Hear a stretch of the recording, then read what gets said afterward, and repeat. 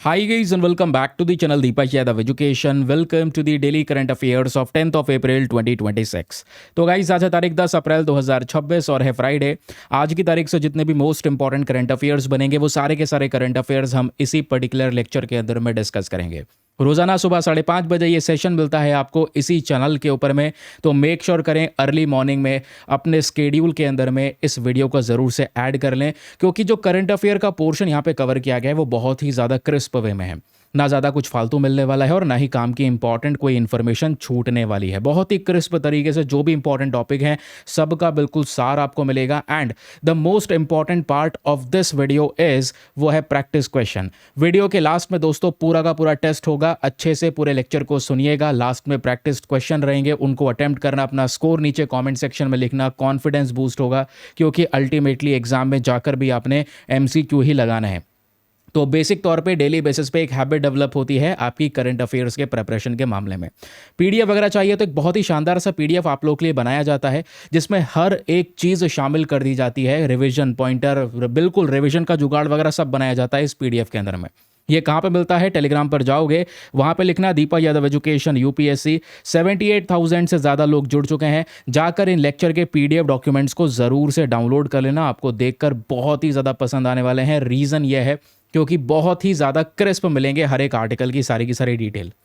अब ये सब कुछ समझ में तब आएगा जब पूरा लेक्चर देखोगे, तो इसलिए जितने भी लोग फर्स्ट टाइम जुड़ रहे हैं चैनल पे, वीडियो देख लो, मेक श्योर करना चैनल को सब्सक्राइब कर लो, ताकि डेली बेसिस पे ये न्यूज़पेपर एनालिसिस आपके सामने रोज़ सुबह 5:30 बजे प्रेजेंट हो जाए। ठीक, तो चलिए फिर शुरुआत करते हैं आर्टिकल नंबर 1 के साथ में। एंड ये जो टॉपिक है इसको हम लोग GS paper number 2 government schemes के पॉइंट ऑफ व्यू से लिंक करेंगे। एक ये ऐसा टॉपिक है जिसको लेकर UPSC ने बहुत पहले भी क्वेश्चन पूछ रखा है। हम बात कर रहे हैं आज PMMY के बारे में, प्रधानमंत्री मुद्रा योजना। Very very important topic for your upcoming examination. अच्छा, क्यों डिस्कस कर रहे हैं पहले ये बताओ? क्योंकि करंट अफेयर पढ़ रहे हैं तो पता होना चाहिए ना कि why is this in news. तो रीज़न है दोस्तों, प्रधानमंत्री मुद्रा योजना को करंट समय पर 11 साल कंप्लीट हो चुका है। दैट इज़ वाई ये चर्चाओं में है और अभी लगातार ये योजना कंटिन्यूअसली काम कर रही है। इसका मेन पर्पज़ क्या है? देखो, प्रधानमंत्री मुद्रा योजना, इसका मेन पर्पज़ है जो छोटे छोटे स्मॉल और माइक्रो एंटरप्रेन्योर्स हैं देश के अंदर में, उनको सपोर्ट करना, उनको फाइनेंशियल सपोर्ट प्रोवाइड करवाना। ये एक मेन पर्पज़ होता है PMMY का। तो न्यूज़ आपको समझ में आया भाई? न्यूज़ में रहने का पीछे का जो रीज़न है ना वो बहुत ही ज़्यादा सख्त है, सॉलिड है।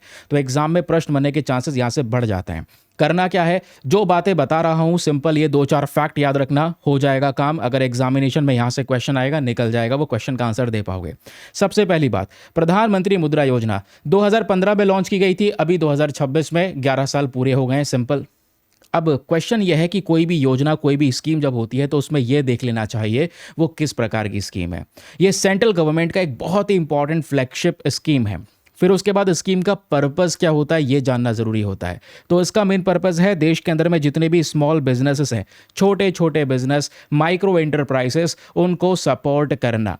अब क्वेश्चन यह है किसको सपोर्ट किया जाएगा सर? इसमें कोई एलिजिबिलिटी तो होगी ना, किस इंडस्ट्री को सपोर्ट करेंगे, क्योंकि एंटरप्रेन्योर्स की बात हो रही है। अब छोटे बिजनेस की कैटेगरीज बहुत सारी होती हैं, कौन सी बिजनेस की कैटेगरी है?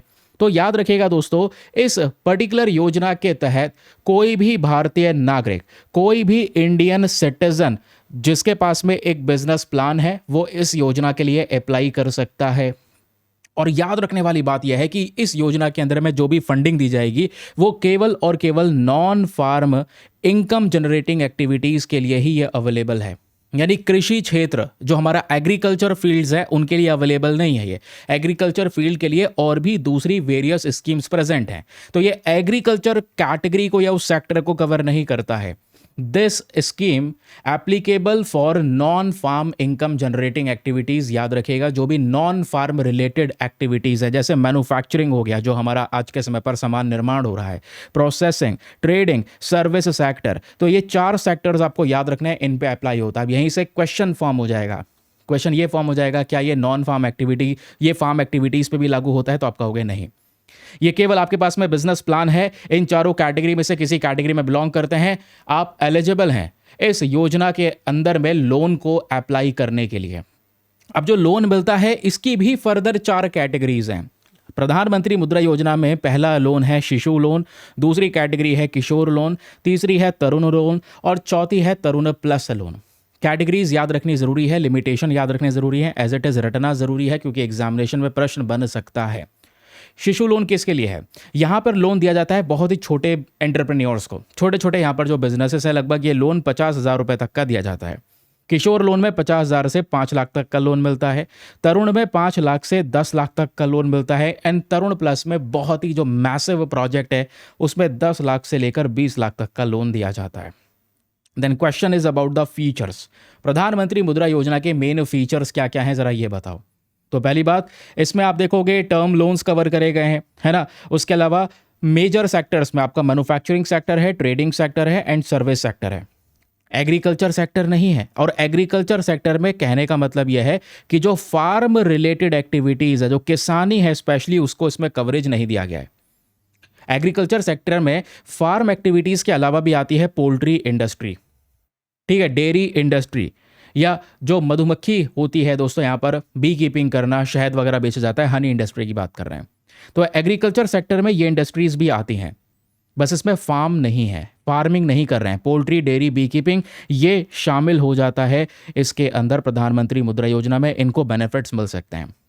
तो गवर्नमेंट ये लोन जो प्रोवाइड करवाती है इन सब बिजनेस कैटेगरीज को, ये अलग अलग इंस्टीट्यूशंस के माध्यम से, अलग अलग संस्थानों के माध्यम से। वो कौन सी संस्थान है?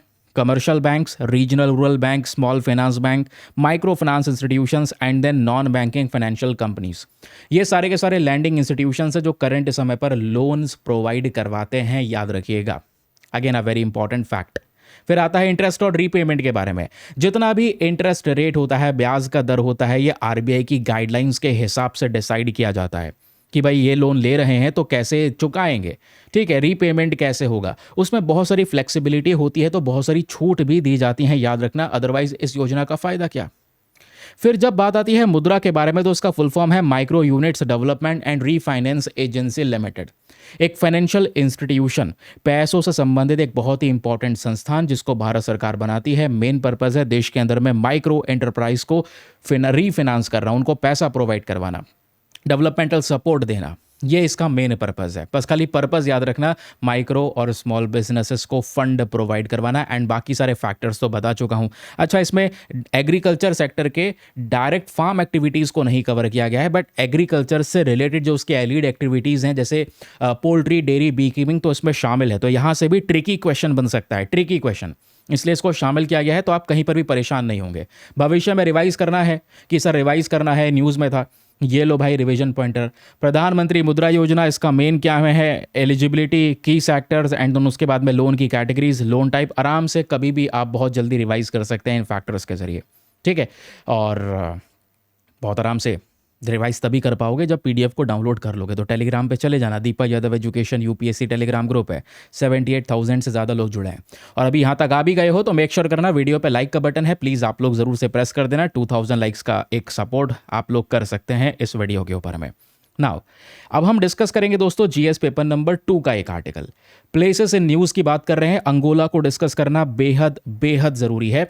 पिछले साल भी अंगोला चर्चाओं में था, एंड दिस ईयर अगर आप देखोगे तो अंगोला के बारे में फिर से डिस्कशन हो रहा है। अब आखिरकार इस बार रीज़न क्या है? पिछली बार की बात हटाओ, इस बार का मेन रीज़न क्या है, पहले ये जानना ज़रूरी है। अभी आपने देखा कि भाई वेस्ट एशिया के अंदर में किस तरीके से क्राइसिस हो रहा है। एनर्जी का एक बहुत बड़ा सप्लाई क्राइसिस इंडिया के अंदर में देखने को मिल रहा है हमको, धीरे धीरे करके।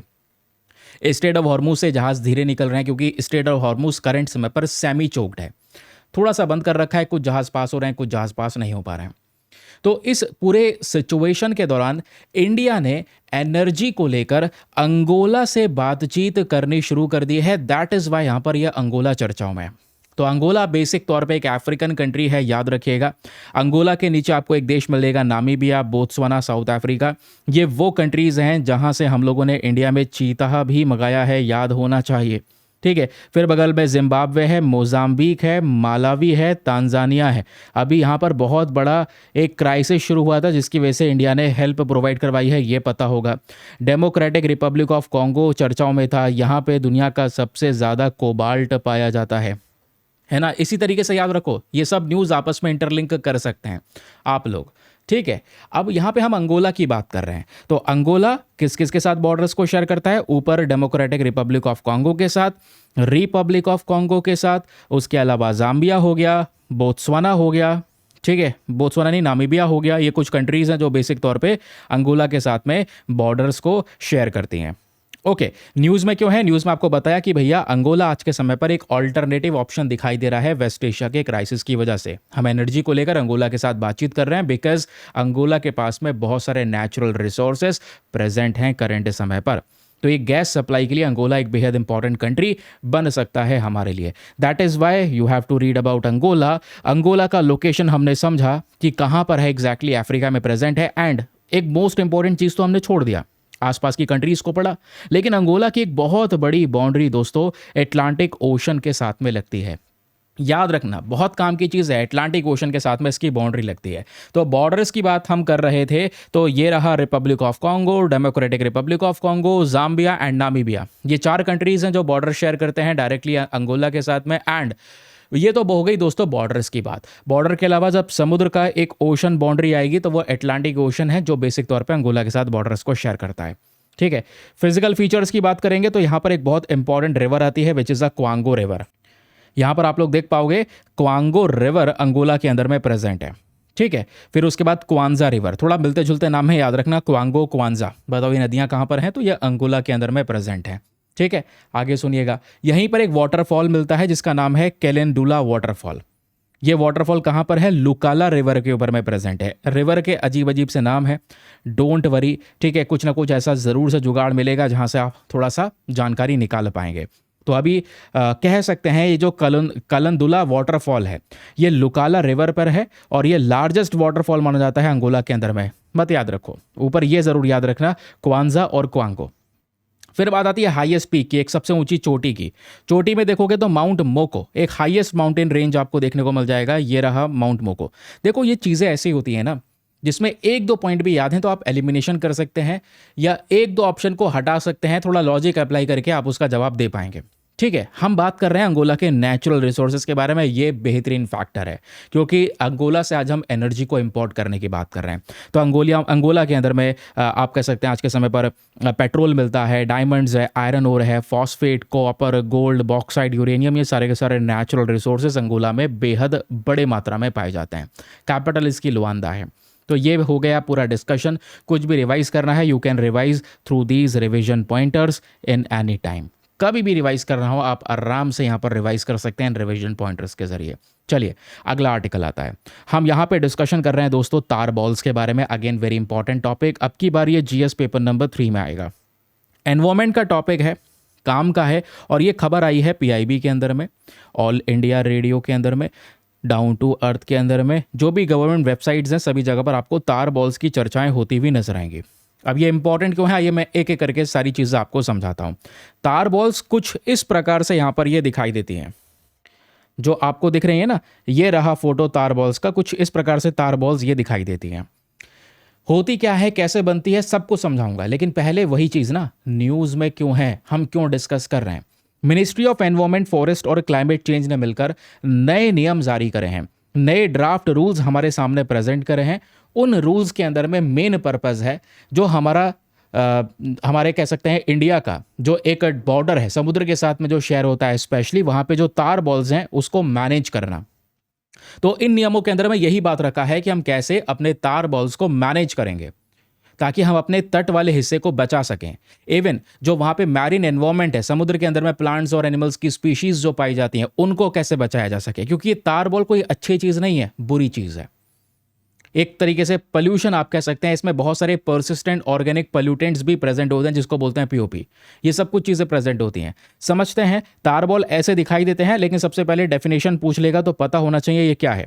और डेफिनेशन से ज़्यादा दोस्तों होता है यहाँ पर कॉम्पोजिशन। इसलिए मैं आपको बता दे रहा हूँ कि तार बॉल में क्या क्या चीज़ें होती हैं। आगे ज़रूर से पढ़कर जाना, जो आपको बताऊँगा मैं थोड़ी देर में। इस तरीके से ये दिखाई देते हैं। कई बार समुद्र में तैरते तैरते किनारे बीच पर आकर ये पड़े दिखाई देते हैं, छोटे छोटे डार्क स्टिकी बॉल्स। कई बार साइज इनका छोटा भी हो सकता है और कई बार यहाँ पर ये बॉल्स बड़ी भी हो सकती हैं। बनती कैसे, इनका फॉर्मेशन कैसे होता है, तो आपको पता होना चाहिए। Due to the weathering of crude oil. जो कच्चा तेल होता है, क्योंकि समुद्र में जहाज लगातार एक्सपोर्ट इंपोर्ट करवा रहे हैं सामान को, जहाज में से नेचुरली भी थोड़ा थोड़ा करके जो ऑयल है वो सीप करता है, निकलता है। या कई बार बहुत बड़े हादसे हो जाते हैं जिसकी वजह से जो ऑयल वगैरह है वो फैलना शुरू हो जाता है ना। तो वो जो ऑयल दोस्तों आपको समुद्र में देखने को मिलेगा, उसमें कुछ प्रोसेसेस होते हैं, कुछ स्टेप्स होते हैं, जिस स्टेप के बाद में तारबॉल अपना रूप लेता है। अब वो स्टेप कौन से हैं?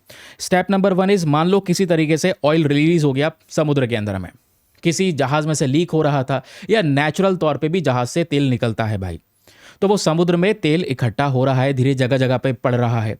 कई बार ज़्यादा भी होता है ये प्रक्रिया। जब ये ज़्यादा होती है तो याद रखना, ऑयल के अंदर भी कुछ होते हैं लाइटर कंपोनेंट्स और कुछ होते हैं हैवी कंपोनेंट्स। तो जो लाइटर कंपोनेंट्स होते हैं ऑयल में, वो इवापोरेट हो जाते हैं, भाप बन के उड़ जाते हैं, या तो हवा में डिजॉल्व हो जाएंगे या पानी में डिजॉल्व हो जाएंगे, है ना। अब बचे कौन से? हैवी वाले, भारी भारी वाले बचे। जो भारी होते हैं वो पानी के साथ में मिक्स होने धीरे धीरे शुरू होते हैं। ऑयल पानी के साथ मिक्स नहीं होता है, ये आपको पता है, तो ये पूरी तरह से मिक्स होते ही नहीं है ना। ऐसे छोटे छोटे छिटे छिटे जो बॉल्स हैं वो बना लेते हैं ये। और बॉल्स बनाने के बाद में अब जब हवा चल रही है समुद्र के ऊपर में, लहरें बह रही हैं, उन लहरों के जरिए जो छोटी छोटी बॉल हैं वो छोटे छोटे और भी पीसेस में टूट जाती हैं। टूटने के बाद में किनारे बहते बहते समुद्र के किनारे पहुंचती हैं। और पता ये चलता है तब तक यहाँ पर ये सॉलिडिफिकेशन हो चुका है इनका, तब तक ये कठोर हो चुकी हैं, ठोस हो चुकी हैं। ठोस कैसे हुई हैं भाई? क्योंकि इस ऑयल के अंदर में जो लाइटर कंपोनेंट्स थे वो धीरे धीरे करके सारे के सारे इवेपोरेट हो गए। वो लाइटर कंपोनेंट्स खत्म ही हो गए भाई इसके अंदर में से। और अब यहाँ पर क्या हुआ? बचा है सारा का सारा हार्डन कंपोनेंट, जो हार्ड है। अब वो क्या करता है? धीरे धीरे करके इकट्ठा होके एक ठोस रूप लेता है। वो स्टिकी डेंस स्फीयर यानी कि ऐसा गोला सा शेप बना लेता है, और ये फिर बहता बहता समुद्र के जरिए किनारों तक पहुंचता है। यही कहलाते हैं तार बॉल्स। अब ये हैं बहुत खतरनाक, क्योंकि है तो यहाँ पर कच्चा तेल ही ना एक तरीके से। अब सर ये जो तार बॉल्स हैं ये खतरनाक इसलिए हैं क्योंकि इनका केमिकल कंपोजिशन, ये पढ़कर जाना एग्जामिनेशन में, स्टेटमेंट देकर पूछेगा, बिल्कुल स्टेटमेंट देकर पूछेगा केमिकल कंपोजिशंस के बारे में। तो एग्जामिनेशन में क्वेश्चन बन सकता है। सबसे पहले आपको पता होनी चाहिए जो तार बॉल्स हैं ये कॉम्प्लेक्स मिक्सचर है। मिक्सचर किस चीज़ का है भाई? इन तार बॉल में सबसे पहली चीज़ होता है हाइड्रोकार्बन, क्योंकि जो हमारे क्रूड ऑयल में प्रेजेंट है ना, ये बहुत हैवी भी होते हैं, हाई मॉलिक्यूलर वेट कंपाउंड्स हैं। फिर उसके बाद में दूसरी चीज़ होती है वो है एस्फेल्टीन्स, देन इम्प्योरिटीज़ और भी तमाम बहुत सारी गंदगी, sulphur, and then hard metals भी इसके अंदर में प्रेजेंट होते हैं, याद रखना। एंड मेटल्स के अलावा परसिस्टेंट ऑर्गेनिक पोल्यूटेंट्स जिसको पीओपी कहते हैं वो भी इसमें प्रेजेंट होता है। तो ये फॉर्मेशन कैसे होता है? अगर छोटा सा कारण पूछ लेगा तो बता देना, क्रूड ऑयल की जो वेदरिंग होती है, जो वेदर के अलग अलग फिनोमेना से वो क्रूड ऑयल गुजरता है, उसकी वजह से तार बॉल्स बनती हैं। अब ये किनारे तक आती कैसे? ये ट्रांसपोर्ट होती हैं सी करंट्स के माध्यम से या फिर समुद्र की लहरों के माध्यम से। खतरनाक बहुत हैं ये, प्लांट्स के या एनिमल्स की स्पीशीज़ जो हैं उनके लिए खतरनाक हो सकती हैं। इनमें टॉक्सिक कंटेमिनेंट्स होते हैं, जैसे हैवी मेटल होते हैं, ट्रेस एलिमेंट्स होते हैं, परसिस्टेंट ऑर्गेनिक पोल्यूटेंट्स में प्रेजेंट होते हैं। अब तार बॉल्स के इम्पैक्ट क्या है दोस्तों? सबसे पहला इम्पैक्ट यह है, ये मैरीन लाइफ के लिए खतरा साबित हो सकता है। मैरीन लाइफ में स्पेशली सी बर्ड्स हैं, फिश है, सी टर्टल्स हैं, इनके लिए खतरा साबित हो सकता है। कई बार जो अलग अलग प्रकार के एनिमल की स्पीशीज़ हैं वो इसको खाना समझ लेते हैं, तो गलती से यहाँ पर उसको वो खा लेते हैं, तो अगेन उनके लिए यहाँ पर उनकी जान के लिए एक बहुत बड़ा खतरा है। अब क्वेश्चन ये है, इंडिया में स्पेसिफिकली हमको तार बॉल्स कहाँ कहाँ पर देखने को मिलेंगे? ये है मेजर क्वेश्चन। तो मेजरली दोस्तों भारत के वेस्टर्न कोस्ट पे आपको तार बॉल्स देखने को मिलते हैं, गुजरात से लेकर गोवा वाला रीजन। ये रहा भाई गुजरात से महाराष्ट्र, गोवा, इस पूरे रीजन में कई बार ये जो तार बॉल्स हैं वो दिखाई देते हैं। मॉनसून सीजन की वजह से अप्रैल से सितंबर में हवाएं इधर बहती हैं, तो हवाएं बहती हैं, समुद्र की लहरें बहुत सारा तार बॉल इधर लेकर आती हैं बीच के ऊपर में। ओके, आई होप आपको यहाँ पर ये समझ में आ चुका है। पीक सीजन भी याद रखना, थोड़ा सा जोग्राफिकल टर्म हो जाएगा तो एग्जामिनेशन में कोई क्वेश्चन बनेगा, you will be ready to solve it. ठीक है, अब ये रहे छोटे छोटे रिवीजन पॉइंटर, कभी भी रिवाइज करना है तो आप आराम से रिवाइज कर पाओगे। तार बॉल्स क्या है, इनका मेन सोर्स क्या है, फॉर्मेशन कैसे होता है, नेचर, कंपोजिशन, एनवायरनमेंट, इंडिया के बेसिस पे हम लोग क्या डिस्कशन कर रहे हैं एंड एवरीथिंग, सब कुछ आपको मिल जाएगा इन छोटे से नोट्स के फॉर्म में। अगला article very very important and very very interesting. भाई इस बार ना आपको टर्टल को लेकर कुछ ना कुछ तो ज़रूर एग्जाम में मिलेगा, चाहे ऑलिव रिडले टर्टल से रिलेटेड कुछ मिले, चाहे वो यहाँ पर ब्लैक लेदर टर्टल से रिलेटेड मिले, या फिर सॉफ्ट सेल टर्टल से रिलेटेड मिल सकता है। अब आप लोग मेरे लिए एक छोटा सा काम करेंगे, मेरे लिए भी और अपने लिए भी, सिंपल सी बात है। ऑलिव रिडले टर्टल, ब्लैक जो यहाँ पर ये बात कर रहे हैं हम, लेदर टर्टल, उसके अलावा सॉफ्ट शेल टर्टल। इन तीनों का आयुसियन स्टेटस लिख दो फटाफट नीचे कमेंट सेक्शन में कि आयुसियन स्टेटस क्या है। ठीक है, चलिए आगे आते हैं। तो हम सॉफ्ट शेल टर्टल की बात कर रहे हैं। कुछ इस तरीके से दिखाई देता है क्योंकि भाई इसका ऊपर का शेल होता है ना, ज़्यादातर आपने टर्टल्स में देखा होगा, कछुओं में जो ऊपर की उनकी शेल होती है वो बहुत ठोस होती है, हार्ड होती है, कुछ की तो बहुत ही ज़्यादा हार्ड होती है, इसकी बहुत जेली की तरह है। ये सॉफ्ट सी यहाँ पर इसकी शेल दिखाई देती है, इसलिए इसको यहाँ पे सॉफ्ट शेल टर्टल कहा जाता है। न्यूज़ में इसलिए है क्योंकि भाई इनकी तस्करी बहुत होती है, स्मगलिंग होती है, उठा उठा के चाइना में बेचा जाता है, नेपाल में बेचा जाता है। तो रिसेंटली क्या होता है, 16 इंडियन सॉफ्ट शेल टर्टल्स को रेस्क्यू करती है पुलिस। कहां पर? ग्रेटर नोएडा में। जिस वजह से इंडियन एक्सप्रेस के एक्सप्लेनर पेज में यहां पर ये कवर हुआ था, इसलिए मैं आपको पढ़ा रहा हूं, अदरवाइज इसका कोई इंपॉर्टेंस नहीं है, क्योंकि टॉपिक अगर ऐसा रहता है कि भाई इस वजह से न्यूज़ में, उस वजह से न्यूज़ में, तो यहाँ पर इतना रेलिवेंट नहीं है। लेकिन इंडियन एक्सप्रेस और द हिंदू, अगर इन अखबार के अंदर में ये टॉपिक्स प्रेजेंट हो रहे हैं, दैट मीन्स कहीं ना कहीं जो पेपर बनाने वाला एग्जामिनर है उसके भी नज़रों में यहाँ पर ये टॉपिक्स होंगे, तो वो कंसीडर कर सकता है, क्योंकि कुछ और टर्टल के बारे में भी क्वेश्चन बन सकते हैं। इस बार चर्चाओं में बहुत है black leather turtle, great Nicobar की वजह से चर्चाओं में, प्रोजेक्ट की वजह से। ऑलिव रिडले टर्टल, अभी आंध्र प्रदेश में काफ़ी डेथ हुई, उसकी वजह से चर्चाओं में। अब आप देख पाओगे सॉफ्ट शेल टर्टल की भी तस्करी हो रही है, इसकी वजह से चर्चाओं में है। इसलिए ये पूरा आप समझिएगा, नेटवर्क ही चर्चाओं में है, तो पता होना बहुत ही ज़्यादा ज़रूरी है। चलिए फिर, अब इंडियन सॉफ्ट शेल टर्टल के बारे में बात हो रहा है, तो सबसे पहले इसका साइंटिफिक नेम क्या है? साइंटिफिक नेम है इसका निल्सोनिया गैंगैटिका। इसको हम लोग कई बार गंगा सॉफ्ट शेल टर्टल भी कहते हैं। रीजन इज क्योंकि सबसे ज़्यादा यहाँ पर ये टर्टल की स्पीशी हमको गंगा नदी में देखने को मिलती है, और ये one of the largest fresh water turtle की कैटेगरी में कवर किया गया है, यानी साफ पानी के अंदर में पाया जाता है। तो एक इंडिकेटर स्पीशी है, जहाँ पे मिलेगा मतलब समझ जाना वहाँ पे साफ पानी प्रेजेंट है। फिजिकल फीचर्स मैंने आपको बताया, इसका जो ऊपर का शेल होता है ना, वो बहुत सॉफ्ट होता है, इसलिए इसको सॉफ्ट शेल टर्टल का नाम हम लोग कहते हैं, है ना। अब क्वेश्चन है इसका हैबिटेट। भाई ये बहुत काम की चीज़ है।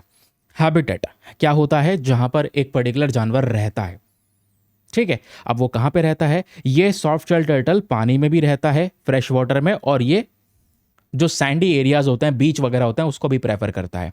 इवन कई बार क्या होता है ना कि ये टर्टल रेत के अंदर में गड्ढा खोदकर उसमें अपने आप को बैठाकर भरी कर लेता है, ठीक है। फिर उसके बाद में आप देखोगे रिवर्स में, स्ट्रीम्स में, कैनाल्स में, लेक्स में, पॉन्ड्स के अंदर में ये जो टर्टल्स हैं ये पाए जाते हैं, ठीक है। तो आपसे एग्जामिनेशन में पूछ लिया जाए क्या केवल ये पानी में मिलता है, तो आंसर होगा नहीं, कि भाई यहाँ पर ये ज़मीन पर सैंडी एरियाज में भी पाया जाता है। फिर बात आती है जोग्राफिकल डिस्ट्रीब्यूशन के बारे में। वो ऊपर तो हमने डिस्कस किया हैबिटेट। अब ये बात हो रही है कि इंडियन सॉफ्ट शेल टर्टल मिलते कहाँ कहाँ पर हैं, तो इंडिया, अफगानिस्तान, बांग्लादेश और पाकिस्तान। देखो नाम बहुत इंटरेस्टिंग है, इंडियन सॉफ्ट शेल टर्टल। तो पूछ लेगा क्या बताओ ये केवल इंडिया में ही मिलता है, कहोगे हाँ इंडियन सॉफ्ट शेल टर्टल है तो इंडिया में ही मिलेगा ना। नहीं, इंडिया के अलावा अफगानिस्तान, बांग्लादेश, पाकिस्तान में भी ये पाया जाता है। स्पेशली इंडस, गंगा, मेघना रिवर्स के बारे में थोड़ा सा याद रखना है। ये पूरा रिवर सिस्टम है जहाँ पर ये टर्टल मिलता है। ये कोमनीवोरस स्पीशी है, तो पेड़ पौधे तो खा ही रहा है, उसके अलावा जो छोटे मोटे कीड़े हैं, मछलियाँ हैं, उनको भी ये कंज्यूम करता है। ओके, तो डाइट हो गया। बाकी यहाँ पर आप देखोगे तो इसका एक कल्चरल इम्पोर्टेंस भी है। ओडिशा के अंदर में जो टेम्पल्स हैं, उन टेम्पल्स के पॉन्ड्स में कई बार इन सॉफ्ट शेल टर्टल को मेंटेन करके रखा जाता है, ठीक है। कंजर्वेशन स्टेटस पढ़ के जाइएगा, ये बहुत काम का है भाई, यहीं से प्रश्न बनेगा अगर कोई प्रश्न बना तो आयुसेन के अंदर में इंडियन सॉफ्ट शेल टर्टल को एंडेंजर्ड कैटेगरी में रखा गया है, ताकि खतरे में है भाई, इसको प्रोटेक्शन देने की ज़रूरत है। ये हम लोग एक तरीके से इंफॉर्मेशन से अवेयर करने की कोशिश कर रहे हैं लोगों को, ठीक है।